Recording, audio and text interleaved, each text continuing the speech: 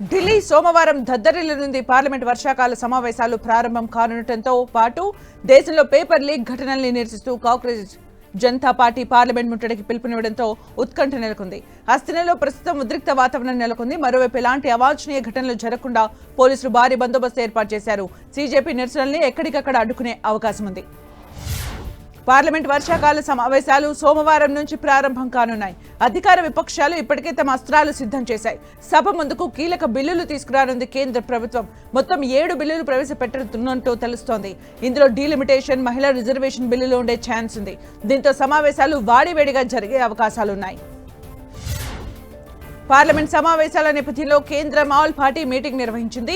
కేంద్ర మంత్రి రాజ్నాథ్ సింగ్ అధ్యక్షతన పార్లమెంట్ అనేక్సీ భవనంలో సమావేశం జరిగింది. వర్షాకాల సమావేశాల్లో ప్రభుత్వం చేపట్టనున్న బిల్లులు, చర్చించాల్సిన అంశాలపై వివిధ రాజకీయ పార్టీల ఫ్లోర్ లీడర్స్ తో సమావేశమయ్యారు. అయితే ఈ సమావేశానికి టీఎంసీ రెబెల్ ఎంపీలను ఆహ్వానించడంపై ఇండియా కూటమి నేతలు భగ్గుమన్నారు.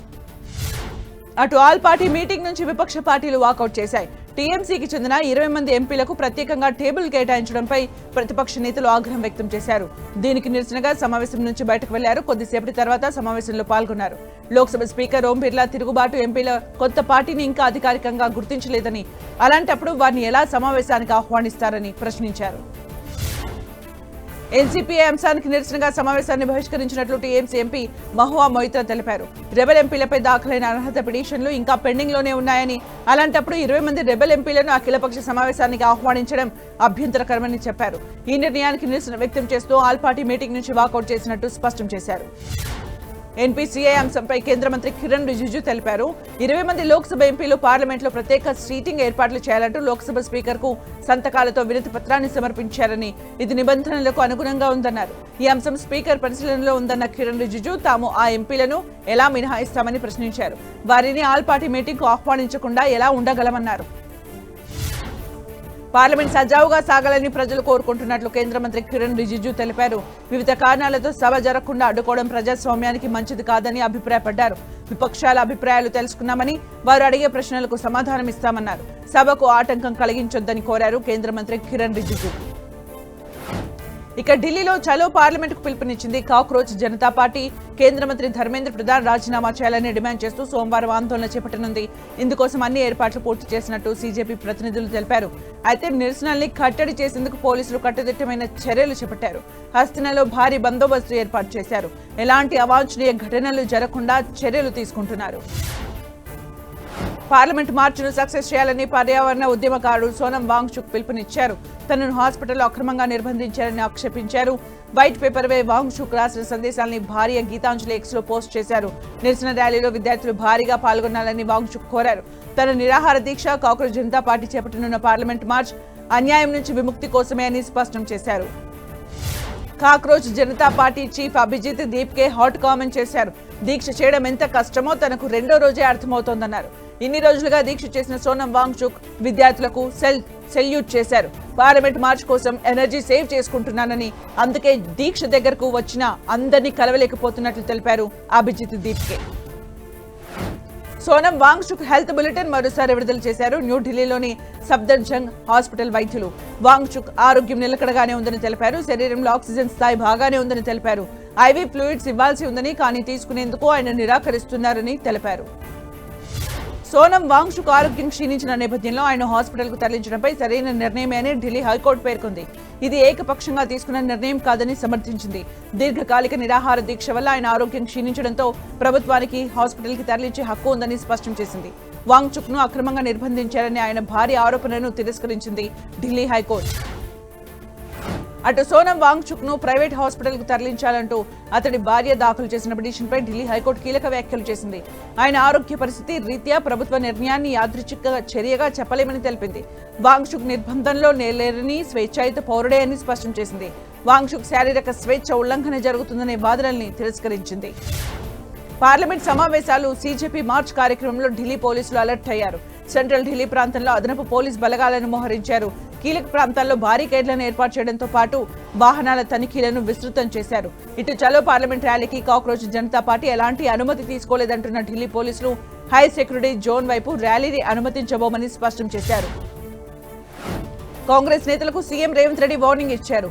సర్ ప్రక్రియను నేతలంతా సీరియస్ గా తీసుకోవాలని హెచ్చరించారు.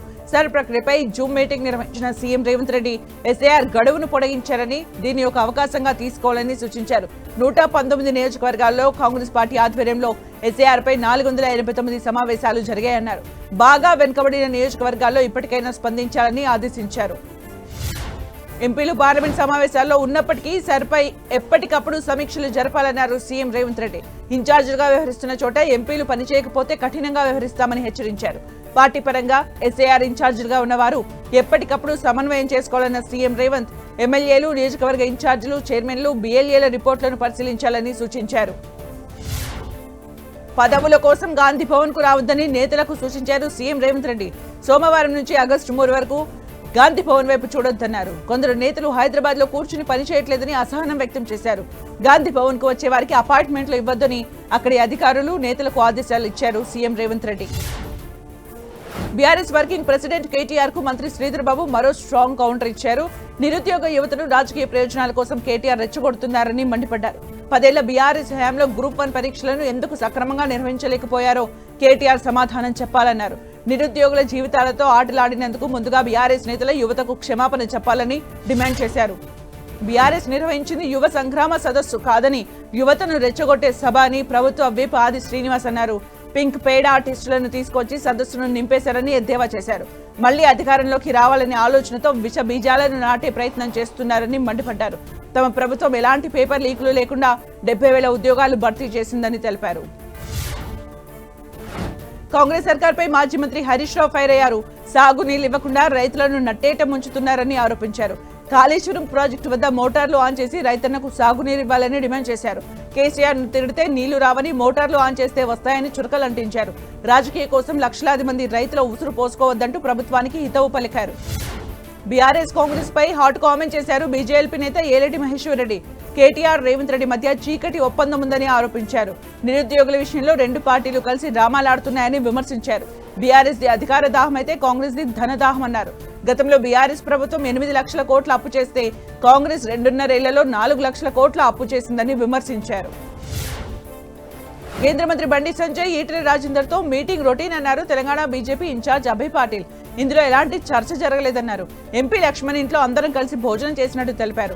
రాష్ట్రంలో అధికారంలోకి వచ్చేందుకు తామంతా కలిసి చర్చించామని, కార్యకర్తల్లో ఉత్సాహం నింపేలా త్వరలో మరిన్ని మీటింగ్స్ ఉంటాయన్నారు. తెలంగాణలో అధికారంలోకి రావడమే తమ లక్ష్యమన్నారు. బండి సంజయ్ ఈటెల రాజేందర్ ఎపిసోడ్ పై గోషామహల్ ఎమ్మెల్యే రాజాసింగ్ కీలక వ్యాఖ్యలు చేశారు.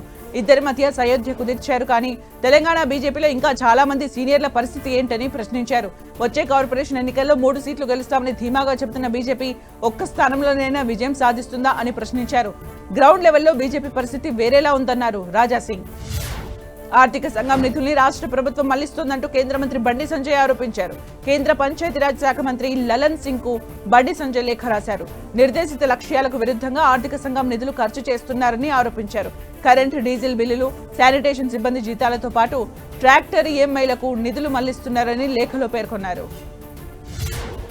సింగరేణి కార్మికులకు ప్రభుత్వం అన్యాయం చేస్తోందని తెలంగాణ రక్షణ సేన అధినేత్రి కవిత అన్నారు.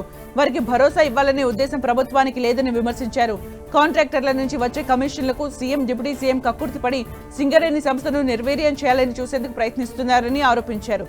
అన్ఫిట్ ప్రక్రియను గతంలో మాదిరిగానే కొనసాగించాలని డిమాండ్ చేశారు. ఎల్నినో ప్రభావంపై తెలంగాణ సర్కార్ అలర్ట్ అయింది. వర్షాభావ పరిస్థితులు, పంటల స్థితిగతులపై అంచనా వేసేందుకు ఉమ్మడి 10 జిల్లాలకు ప్రత్యేక అధికారాలను నియమించింది. పరిస్థితులకు అనుగుణంగా ప్రజల్ని అప్రమత్తం చేయాలని ఆదేశాలు జారీ చేసింది. వర్షపాతం, తాగు, సాగునీరు, భూగర్భ జలాలపై నివేదికలు రూపొందించాలని పేర్కొంది.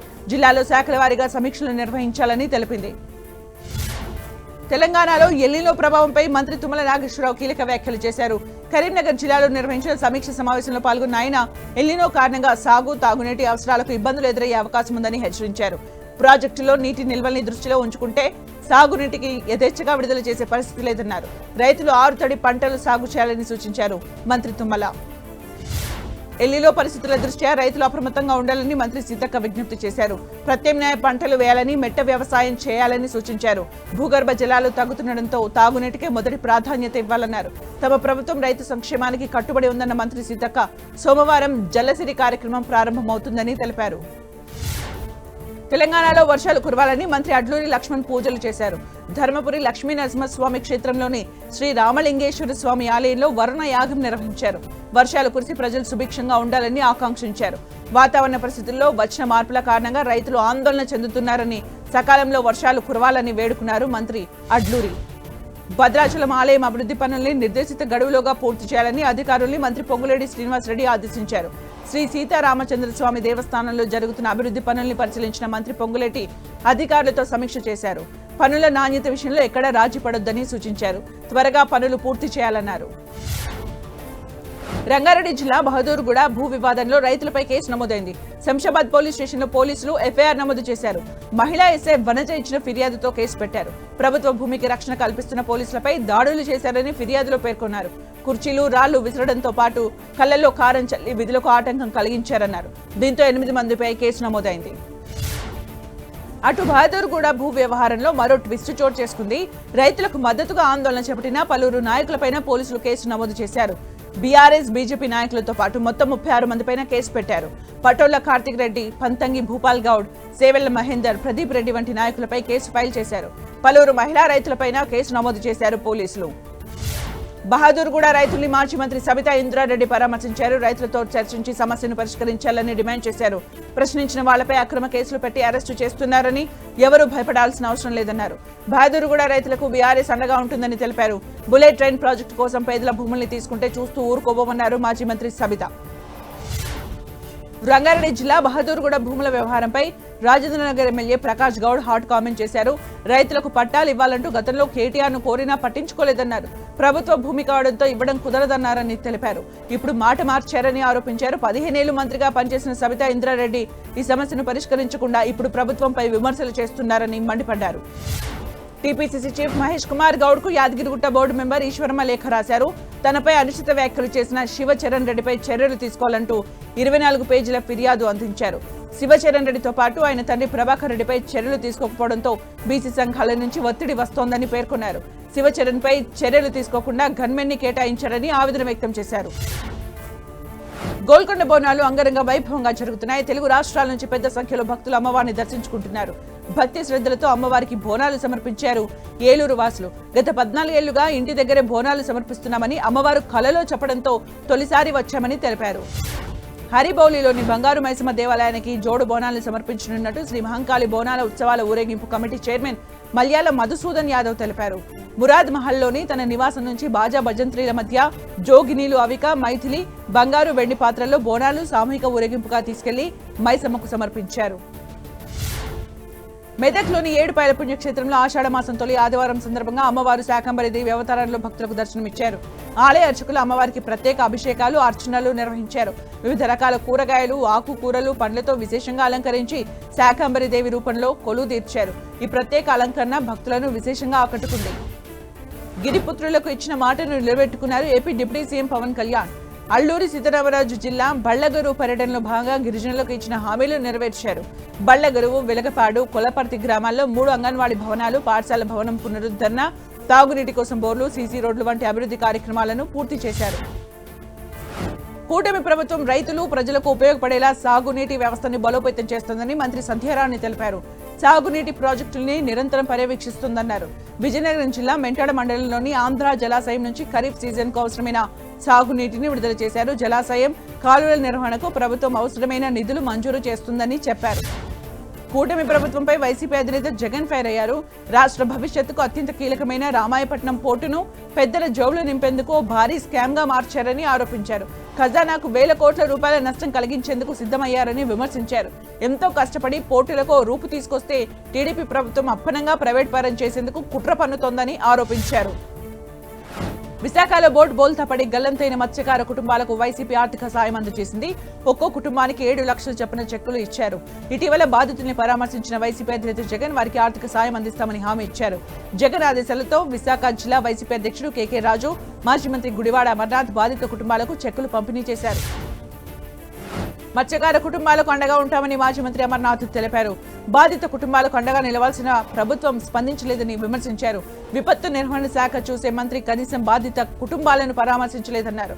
మంత్రి వర్క్ ఫ్రం హోం చేస్తున్నారని ఎద్దేవా చేశారు.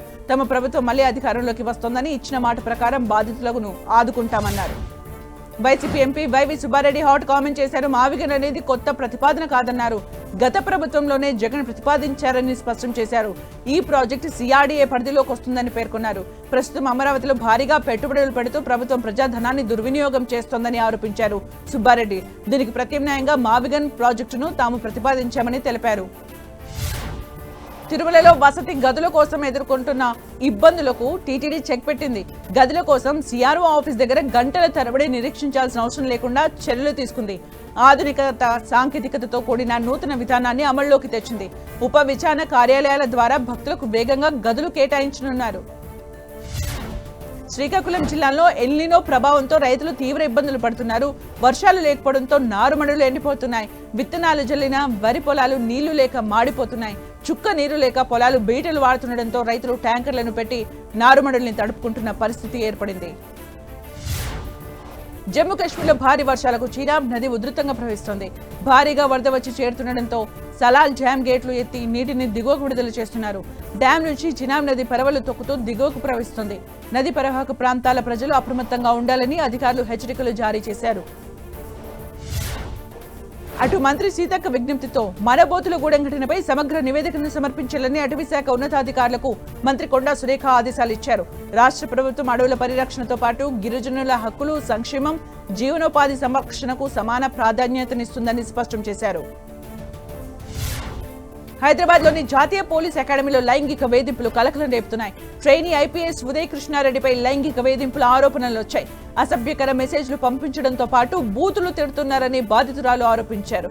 గదిలో నిర్బంధించి గొంతు నులిమి చంపేందుకు ప్రయత్నించారని అత్తాపూర్ పోలీస్ స్టేషన్లో ఫిర్యాదు చేశారు. దీంతో ఉదయ్ కృష్ణారెడ్డిపై కేసు నమోదైంది. హైదరాబాద్ రంగారెడ్డి జిల్లాలోని పలు రెస్టారెంట్లు, దుకాణాలపై అధికారులు దాడులు చేశారు. జీహెచ్ఎంసీ ఫుడ్ సేఫ్టీ అధికారులతో సమన్వయం చేసుకుంటూ హెచ్-ఫాస్ట్ ప్రత్యేక తనిఖీలను చేపట్టింది. అపరిశుభ్రమైన పరిస్థితుల్లో ఆహారాన్ని తయారు చేయడం, నిల్వ చేయడాన్ని గుర్తించారు.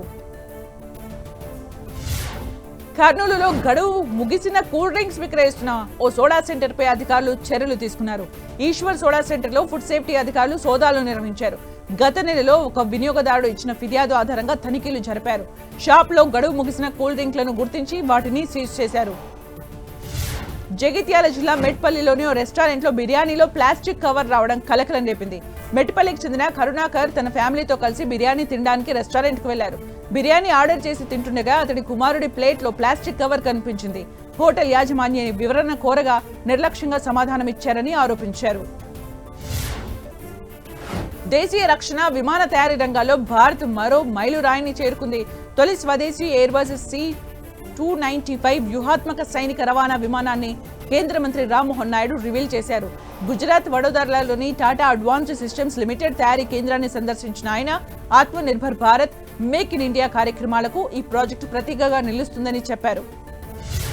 అయోధ్య విరాళాల చోరీ అంశంపై ప్రధాని మోదీకి కాంగ్రెస్ అగ్రనేతలు రాహుల్ గాంధీ, మల్లికార్జున ఖర్గే లేఖ రాశారు. అయోధ్యలో వేల కోట్ల విరాళాలు చోరీ చేశారని ఆరోపించారు. ట్రస్ట్ నియామకాలన్నీ ప్రభుత్వమే చేసిందని ఇప్పుడు వస్తున్న ఆరోపణలపై ప్రధాని మోదీ మౌనంగా ఉండటం సరికాదన్నారు. వెంటనే ప్రధాని మోదీ స్పందించాలని డిమాండ్ చేశారు. డీలిమిటేషన్ బిల్లుకు కాంగ్రెస్ మద్దతు ఇస్తుందనే ప్రచారంపై కాంగ్రెస్ సీనియర్ నేత జయరాం రమేష్ క్లారిటీ ఇచ్చారు. బిల్లుకు కాంగ్రెస్ మద్దతు ఇచ్చే ప్రసక్తి లేదన్నారు. కొందరు ప్రతిపక్షాలపై తప్పుడు ప్రచారం చేస్తున్నారని మండిపడ్డారు. ఉద్దేశపూర్వకంగా కొన్ని సంస్థలు వార్తల్ని ప్రచురిస్తున్నాయని ఆరోపించారు. కర్ణాటక ప్రభుత్వం ప్రతిపాదించిన మేకేదాటు ప్రాజెక్టుకు వ్యతిరేకంగా డీఎంకే తన పోరాటాన్ని తీవ్రతరం చేసింది. దీనిపై పార్లమెంట్లో తక్షణమే చర్చ చేపట్టాలని డిమాండ్ చేస్తూ లోక్సభ, రాజ్యసభల్లో వాయిదా తీర్మాన నోటీసులు అందజేసింది. సోమవారం పార్లమెంట్ సమావేశాలు ప్రారంభం కానుండటంతో ఈ అంశంపై చర్చ చేపట్టాలని కోరింది. యూనిఫామ్ సివిల్ కోడ్ అమలు దిశగా మధ్యప్రదేశ్ ప్రభుత్వం ముందడుగు వేస్తోంది. కేబినెట్ సమావేశంలో యూసీసీ బిల్లుకు ఆమోదం తెలిపారు. బిల్లును త్వరలోనే అసెంబ్లీ సమావేశాల్లో ప్రవేశపెట్టనున్నట్లు సీఎం మోహన్ యాదవ్ ప్రకటించారు. సమాజంలో సమానత్వాన్ని బలోపేతం చేయాలనే లక్ష్యంతో నిర్ణయం తీసుకున్నామని తెలిపారు. టీఎంసీ ఎంపీ అభిషేక్ బెనర్జీకి కోల్కతా హైకోర్టులో ఓటు లభించింది. సౌత్ 24 పరగనాలోని ఆయన పార్టీ ఆఫీస్ కూల్చివేతను తక్షణమే నిలిపివేయాలని కలకత్తా హైకోర్టు ఆదేశాలు జారీ చేసింది. తదుపరి ఉత్తర్వులు లేదా విచారణ తేదీ వచ్చే వరకు యథాతథ స్థితిని కొనసాగించాలని పేర్కొంది. అభిషేక్ బెనర్జీకి అనుమతులు లేకుండా ఆఫీస్ కట్టారని అధికారులు కూల్చివేశారు. నీట్ యూజీ రీటెస్ట్ ఫలితాలకు సంబంధించి విద్యార్థులు వారి తల్లిదండ్రులకు ఎన్టీఏ కీలక అడ్వైజరీ జారీ చేసింది. మార్కుల్లో వ్యత్యాసం ఉందంటూ తప్పుడు లేదా ఏఈ సాయంతో రూపొందించిన ఓఎంఆర్ షీట్లను సబ్మిట్ చేస్తే కఠిన చర్యలు తప్పవని హెచ్చరించింది. న్యాయపరంగా చిక్కులు ఎదుర్కోవాల్సి వస్తుందని స్పష్టం చేసింది. FIFA world cup final match వేళ కేరళ ప్రభుత్వం కీలక నిర్ణయం తీసుకుంది. సోమవారం అన్ని విద్యా సంస్థలకు సెలవు ప్రకటించింది. ఫైనల్ మ్యాచ్ తెల్లవారుజాము వరకు కొనసాగడంతో విద్యార్థుల సౌకర్యార్థం ఈ నిర్ణయం తీసుకున్నారు. ప్రొఫెషనల్ కాలేజీలతో సహా అన్ని రకాల పాఠశాలలు, కళాశాలలు సోమవారం మూతపడనున్నాయి. జార్ఖండ్లోని జంషేడ్పూర్లో హృదయ విదారక ఘటన వెలుగులోకి వచ్చింది. 5 నెలలుగా వేతనాలు అందక తీవ్ర ఆర్థిక ఇబ్బందులు ఎదుర్కొంటున్న మహిళ హోంగార్డ్ హాస్పిటల్ ప్రాంగణంలో కన్నీటి పర్యంతమయ్యారు. దయచేసి తన జీతం ఇవ్వాలని లేదంటే చనిపోతానంటూ వేడుకున్నారు. మధ్యప్రదేశ్లోని ఛతర్పూర్లో హై టెన్షన్ వాతావరణం నెలకొంది. కెన్ బెత్వా ప్రాజెక్టును వ్యతిరేకిస్తున్న స్థానిక గిరిజనులు 15 రోజులుగా చేస్తున్న జల దీక్షను పోలీసులు భగ్నం చేశారు. గిరిజనుల్ని బయటకు తీసుకొచ్చారు. మెటా సేవల్లో ప్రపంచవ్యాప్తంగా అంతరాయం ఏర్పడింది. ఫేస్బుక్, ఇన్స్టాగ్రామ్ వినియోగదారుల ఇబ్బందులు ఎదుర్కొన్నారు. ఫీడ్ లోడ్ అవ్వకపోవడం, సందేశాలు వెళ్ళకపోవడం, లాగిన్ విషయంలో ఇబ్బందులు వంటి సమస్యలు వచ్చాయని తెలిపారు. భారత స్టార్ బ్యాచర్లు విరాట్ కోహ్లీ, రోహిత్ శర్మ సరికొత్త చరిత్ర సృష్టించారు. అంతర్జాతీయ క్రికెట్లో ఒకే జట్టు తరపున కలిసి 400 మ్యాచ్లు ఆడిన తొలి భారతీయ జోడిగా అరుదైన మైలురాయి అందుకున్నారు. క్రికెట్ చరిత్రలో ఈ ఘనత సాధించిన 6వ జంటగా కోహ్లీ, రోహిత్ రికార్డులకెక్కారు. భారత స్టార్ షట్లర్ పివి సింధు చరిత్ర సృష్టించింది. Japan open super 750 badminton tournament title విజేతగా నిలిచింది. ఫైనల్లో జపాన్ కు చెందిన అకానే యమగూచిని ఓడించింది. జపాన్ ఓపెన్ టైటిల్ ను సొంతం చేసుకున్న తొలి భారత మహిళా షట్లర్ గా సింధు అవతరించింది.